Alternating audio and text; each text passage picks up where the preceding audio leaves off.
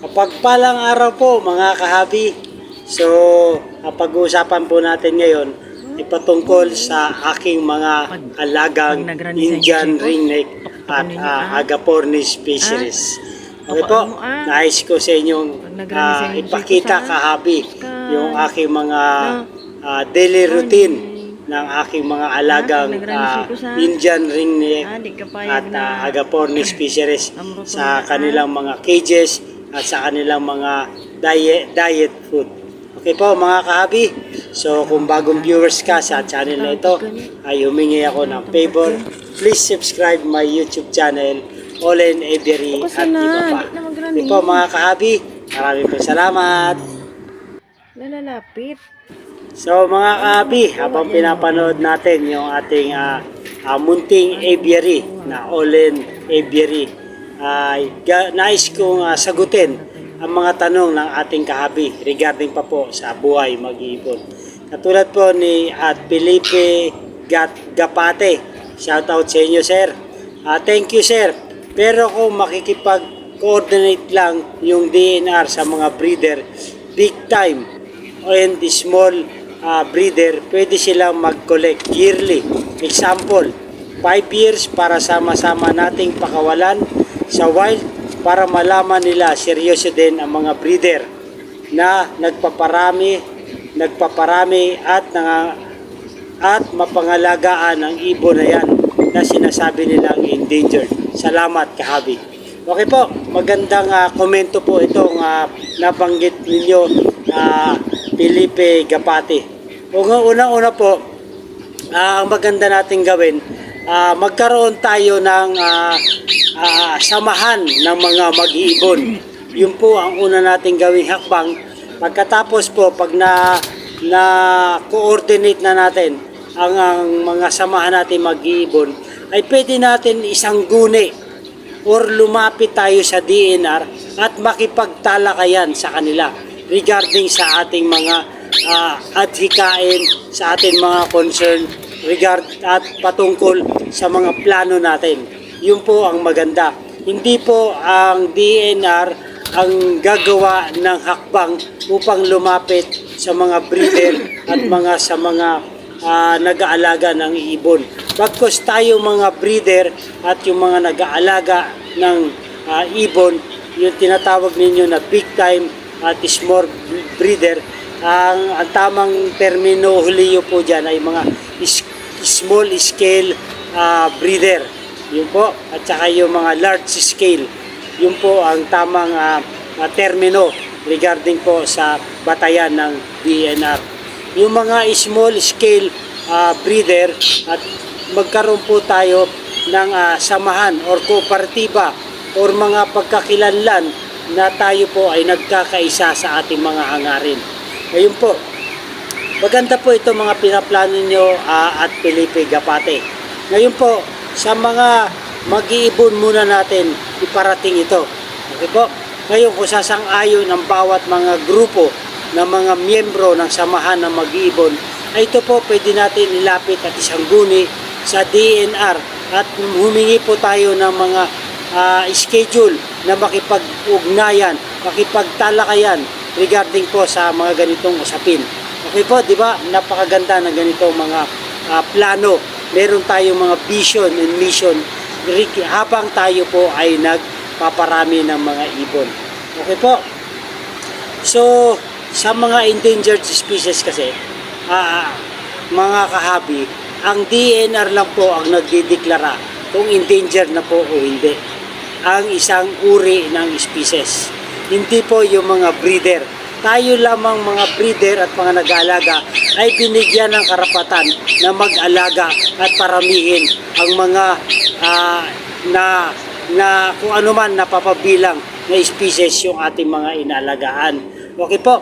Pero hindi po, wala po tayo sapat na kakayahan kung ito pong inaalagaan natin na masasabi natin na hindi na po endangered species. Okay po? Mandato po ng DNR na sabihin nila na ito po ay endangered species at kailangan po ng dokumento, ng legal na mga papers para po tayo ay pahintulutan na magparami alagaan at proteksyonan ang nasabing species na po ito. Okay po mga kahabi at Felipe Gapate, nawa meron tayong mga magagandang plano, ngunit ilagay natin sa tamang pamamaraan, sa tamang kapamaraanan. Okay po, kung saan man po kayong lugar ay makipagsangguni kayo sa mga kapwa nating mga mag-iibon. Opo, tapos gumawa tayo ng grupo at ilapit natin sa DNR. Makipag-dialogo tayo sa kanila regarding sa ating mga concern, sa ating mga plano, sa ating mga vision and mission habang tayo ay napapabilang sa mag-iibon. Okay po mga kahabi, maraming salamat at Felipe Gapate. So nais ko rin pong i-shoutout si Kabahog TV slash experience. Okay po, shoutout po sa inyo Kabahog TV Experience. Maraming salamat sa impormasyon idol, watching from Nueva Ecija. Shoutout po sa inyo Kabahog TV slash experience at shoutout po sa inyo mga taga Nueva Ecija na mga kapwa mag-iibon. Okay po, shoutout po sa inyo, mabuhay at patuloy po tayo na i-continue yung ating mga hobby regarding sa pag-iibon. Maraming po salamat sa inyong suporta. Ganon din po si Kahabe Rene Boy Cayetano. Boss, happy morning. May San Conyor po ba kayo? Cock and hen at magkano? So shoutout po sa inyo Rene Boy Cayetano. So as of now po ang inalagaan ko katulad ng napapanood natin ay Indian ringneck Sitacula Cremery. Yun po ang aking pasimula at yung pangalawa po yung Agapornis Fisheries. Lahat po sila mga opaline. Okay po, so ito po yung aking pasimulang pag-aalaga. So sa San Conyor po ay ito po rin po ay aking pinaplano na mag-acquire at idagdag po sa ating Olen Aviary. So as of now po wala pa po akong San Conyor Kahabe Rene Boy Cayetano. So Indian ringneck po at Alps 2 or Agapornis Fishery opaline ang meron po ako. Maraming salamat sa inyo suporta at Rene Boy Cayetano. Nice shoutout din po sa inyo at Taiko Roger. So gusto ko rin pong bigyan ng kasagutan ng kanyang katanungan. Okay po, naisip ko na rin yan sir, magpa-register siguro sa Bicol na ako magpa-register. Sir, hindi ko alam kung saan sa Bicol pwede magpa-register, regional po ba o sa munisipyo sir. Okay po, at Taiko Roger. So ito po kababayan pa pala ng aking Mrs. na si Taiko Roger na taga Bicol. So ang Bicol po ay napabibilang sa Region 5. Okay po, maganda po yung mindset ninyo Taiko Roger na gusto nyo po magpa-rehistro na rin sa DNR pero hindi nyo alam. Okay po, meron po tayo sa Region 5 na DNR or sentro. Ito po ay matatagpuan sa Legazpi, yung sentro po. Yung Penro naman po ay matatagpuan sa Ginubatan, Albay. So hindi ko lang po alam kung saan kayo banda sa Bicol. Ngunit kung alam nyo po ang Legazpi at ang Ginubatan ay meron pong kawani ng sentro Ginubatan at Penro Legazpi. Okay po. So yun po ay pwede nyong lapitan at para sumiti po kayo ng mga dokumento at magparehistro sa inyong pinaplano na magpa-register upang makakuha kayo ng Certificate of Wildlife Registration o yung tinatawag na CWR. Kahabi, kung malapit kayo sa Barangay Maunon at Taiko Roger ay doon po ang location ko. Nasasakupan po ng Ligaw Albay. Ay pwede po kayo makapasyal sa ating munting aviary para po tayo makipagkwentuhan. Tayo naman po ay open sa mga kapwa mag-iibon na bumisita sa ating munting ibunan para magbigay tayo ng mga kuro-kuro, mga opinion, mga suliranin at mga solusyon sa atin bilang buhay mag-iibon. Okay po, Taiko Roger, maraming pong salamat. Hopefully, one of these days ay mag-meet tayo at magbigay tayo ng mga mungkahi habang tayo ay buhay mag-iibon. Maraming po salamat. Din po si at Olo, shoutout po sa inyo. So ito po ang kanyang katanungan. Anong klaseng ibon bagay alagaan ng mga newbies na mag-ibon? Okay po, kahabi Olo, itong maganda na katanungan na papasukin sa larangan ng buhay mag-ibon. Okay po, so unang-una po at Olo, meron po akong 3 bagay na dapat nyong unawain, isipin at pagplanuhan kung papasukin nyo ang larangan ng mag-iibon. Unang-una po, kung plano nyo po, ito ay gagawing pet lamang. Okay po, pet lang. Ibig sabihin, hindi siya pararamihin. 1 or 2. Pet nga lang po ang tawag doon. Okay po, yung pangalawa po, kung ito po ay yun yung ibibreed. Okay po, doon na po yung papasok yung paparami. Okay po, yung pangatlong pag-isipan natin at pagpaplanuhin kung ito po pagdating ng araw at kung marami na, kung ito po ay ating ibebenta. Okay po? So yun po ang una nating pag-isipan, pagplanuhin kung papasok po tayo sa larangan ng pag-ibon. Doon po sa comment nyo kung ano pong bagay na ibon na alagaan sa mga newbie. Unang-una po, ano po ba ang inyong nakakahiligang species na alagaan? Depende po ito sa mag-aalaga. Mamili po kayo ng gustong alagaan. Pero recommended po sa mga newbie yung mga parakeet at alps o yung mga agapornis fisheries. Yung parakeet po, yung common name na Bargerigar, or sa mga pet store natin ay parakeet kung tawagin. Okay po? So yun po ay napakamura para sa mga newbie. Yung pangalawa po ay yung mga African lovebirds o yung Alps 1 or Alps 2. Okay po? So yun po ay common budget, normally mumurahin para sa mga newbie.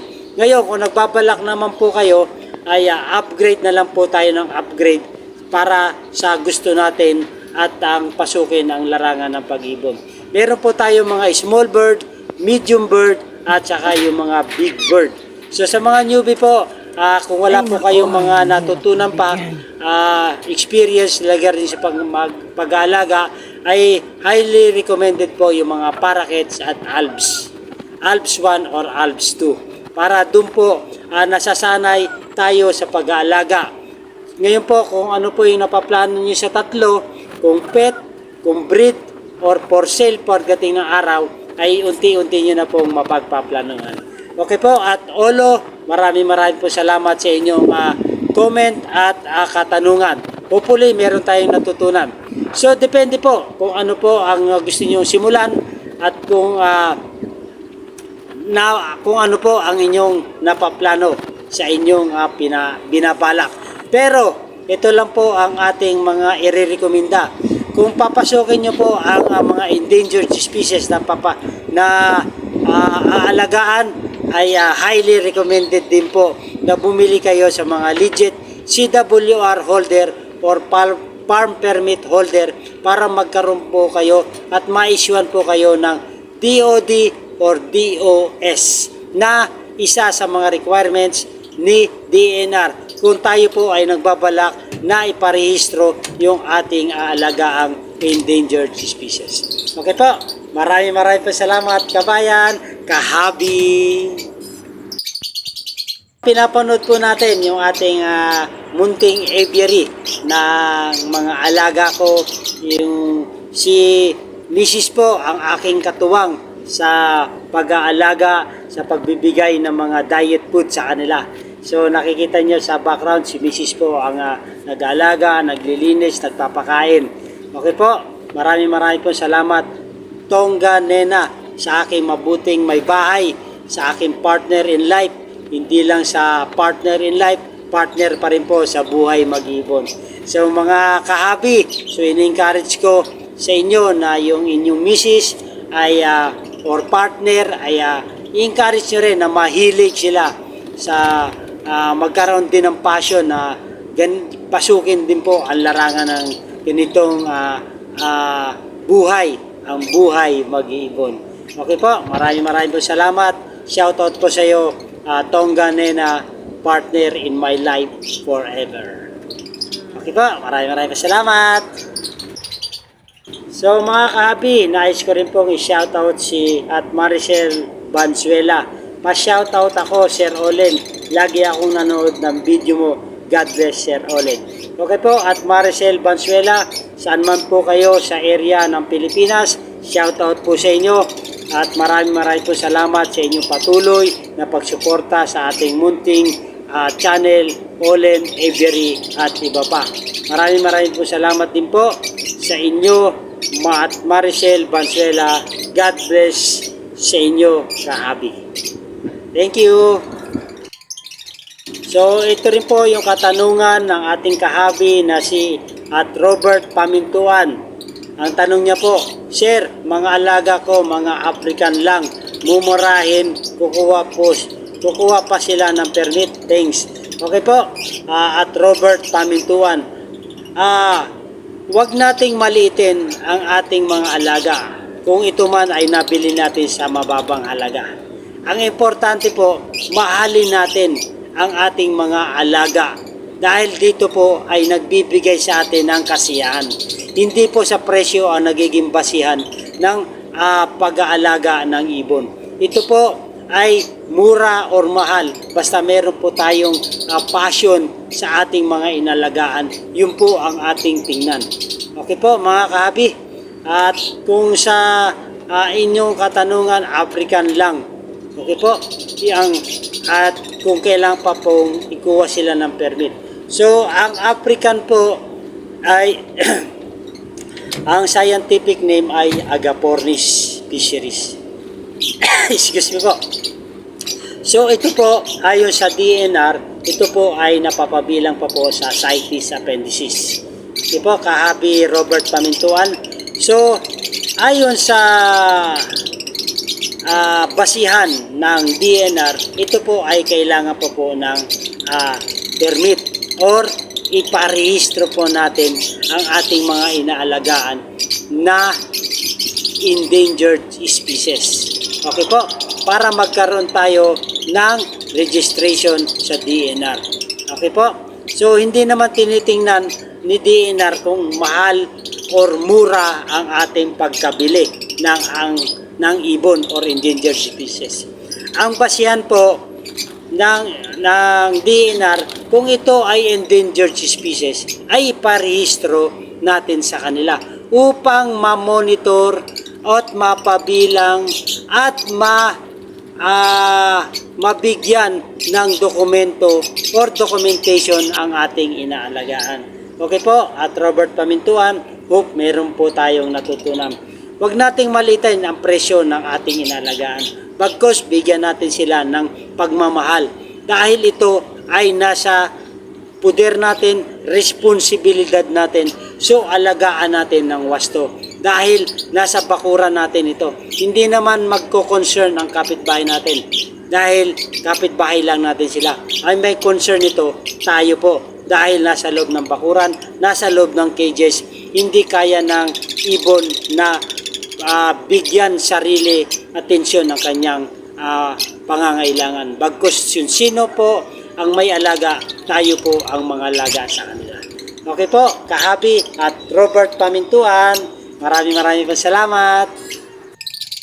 So, meron din pang tanong si ating kahabi na si Raleigh San Diego.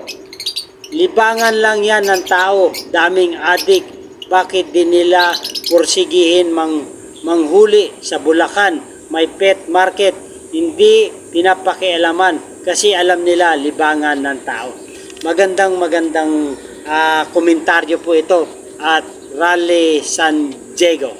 Okay po, lahat naman po tayo ay may karapatan na maglibang kung ano man ang gusto nating ilibang. Okay po, at kung anong larangan ng paglilibang ang ating papasukin. Kung sa larangan po ng ibon, kung ilibangan, wala naman pong pinagbabawal doon.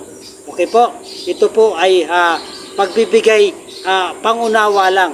Okay po, kung libangan, no problem po kung ito ay libangan.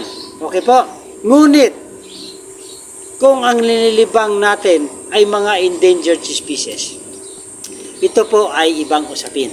Okay po, ngayon, kung sa Bulacan, sinasabi ninyo na maraming mga pet market, ay iba rin pong usapin yun. Unang-una po, bakit maraming himay-himayin natin sa inyong mga katanungan, Kahabi, Raleigh, San Diego. Kung sa Bulacan, maraming mga pet market. Opo, marami po. Pero bakit hindi sila nahuli? Unang-una po, baka. Ito po baka merong pahintulot. Okay po, ang isa na namumuno sa lugar na yon na pwede magbenta. Okay po, merong pahintulot. Pangalawa, baka walang nagko-complain. Kaya hindi inaaksyonan. Kasi ang alam natin, pag walang nagko-complain, walang nagrereklamo, sino ang kikilos? Hindi sila pwedeng kumilos ang mga kawani ng gobyerno. Kahit saan anggulo mo tingnan, kung walang nagrereklamo, hindi po yan mangyayaring aksyonan. Okay po, Kahabi, tulad lang ng isang aksidente. Kung walang nagreklamo, hindi naman po kikilos ang mga kapulisan or mga traffic enforcer. Okay po? Pero, pasukin natin sa larangan ng pag-iibon. Habang wala pong nagrereklamo, wala pong aaksyon dyan. Hindi po aaksyonan ng kawani kung walang complainant. Yun po ang ating obserbasyon. Ito po ay mga obserbasyon lang po sa mga nangyayari. Siyempre tayo rin po nag-aalala. Bakit nga ba? Endangered species nga, nakikita natin lantaran na nagbebenta sa lansangan. Lansangan pa po mismo Ito ay public places, hindi po private Public spaces. So ano iisipin natin? Maaring meron nagpoprotekta, maaring meron nagbibigay ng pahintulot na magbenta sa area na yan. So hindi na po natin yung saklaw. Ang saklaw natin, doon lamang po sa ating nalalaman na sa mga patungkol sa mga endangered species. Okay po mga Kahabi at Raleigh, San Diego. Nawa, ito ang gusto kong iparating sa kapwa mag-iibon. Tayo po ay magkaisa. Kung saan man tayong lugar, magkaroon tayo nawa na samahan. Okay po, by region, by group, by area. Okay po. Tapos sa mga ganitong concern, pwede natin tong isang guni or ilapit sa DNR at ibigay natin yung ating mga hinaing or ating mga komento kung bakit nangyayari ang mga ganitong bagay. Ngayon, makakatugon tayo, makakarinig tayo ng tugon ng DNR kung ano po ang meron sa ganung pamantayan, sa ganung nangyayari sa ating nakikita sa lansangan. Okay po? So sa atin po, ang usapin natin dito ay patungkol po sa legalization lang. Pero dito sa lansangan ay medyo ibang usapin po. Maaring merong pahintulot or meron nagpoprotekta. Okay po mga Kahabi, so one of these days nawa ay makarinig na po or makabalita na po tayo or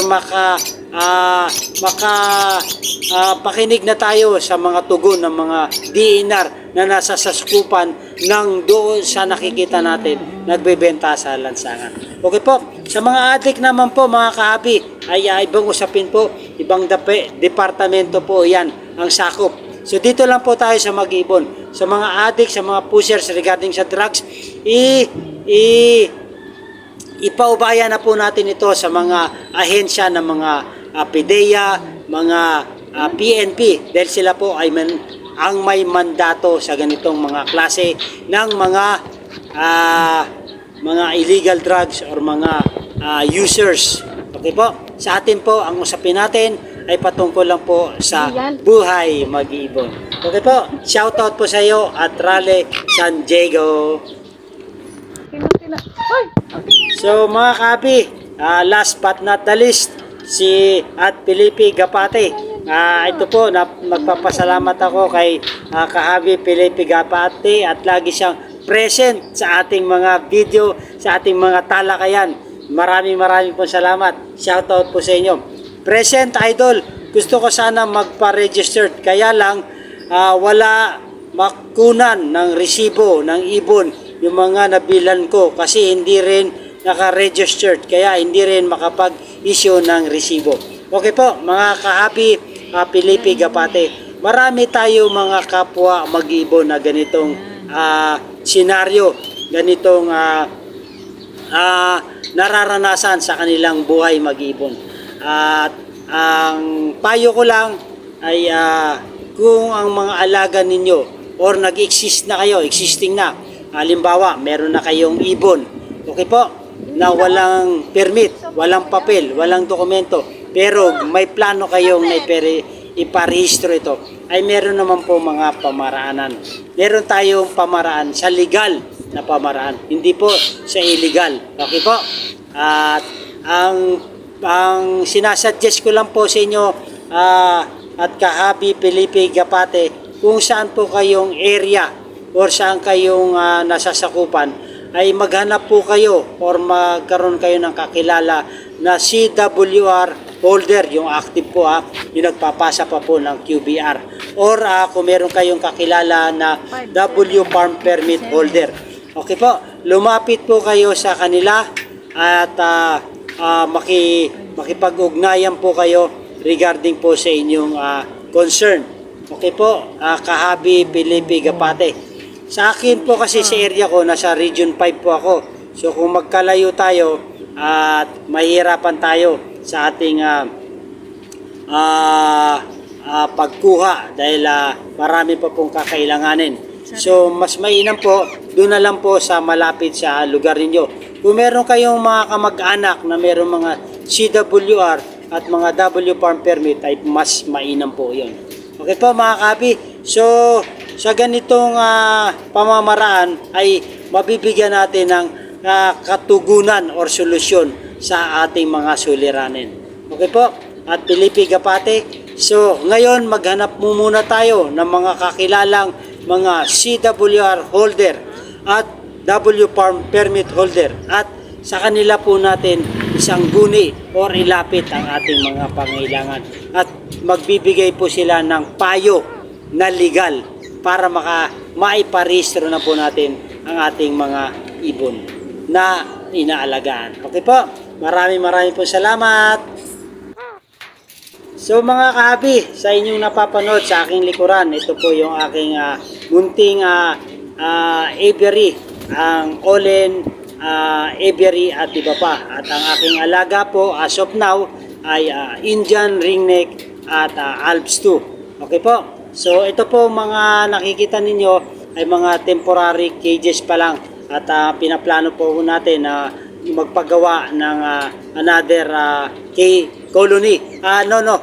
Cages na, kasi yung dalawa kong Indian ringneck, isang Indian ringneck colony cages po. Yung pangalawa po ay African colony cages din. So yung pangatlong project natin ay cages na po. So individual na po. Hindi na natin sila pagsama-samahin. Okay po mga kahabi. So hanggang dito lang po muna ang ating topic. At kung nagustuhan nyo to, ang video na to, ay humingi ako ng favor. Please subscribe my YouTube channel, Olen Aviary at iba pa. At don't forget to click the notification bell para ma-update po tayo sa mga video nating i-upload regarding po sa buhay mag-ibon, sa usapin ng DNR, sa usapin ng pagkuha ng permit, at sa usapin ng ating mga kahabi. Kung meron kayong mga tanong na mga medyo nag-aalinlangan kayo, ay i-comment nyo lang po, baka masagot natin at mapagtulungan natin sagutin ang inyong mga katanungan. So maraming po salamat mga kahabi, at hanggang dito lang po muna. Maganda ang buhay pag merong alagang ibon sa ating bahay, lalong-lalo na po kung ito ay legal at meron tayong pinanghahawakan na mga dokumento, certificate or permit. Okay po mga kahabi, maraming salamat, mabuhay, and God bless. Thank you for watching!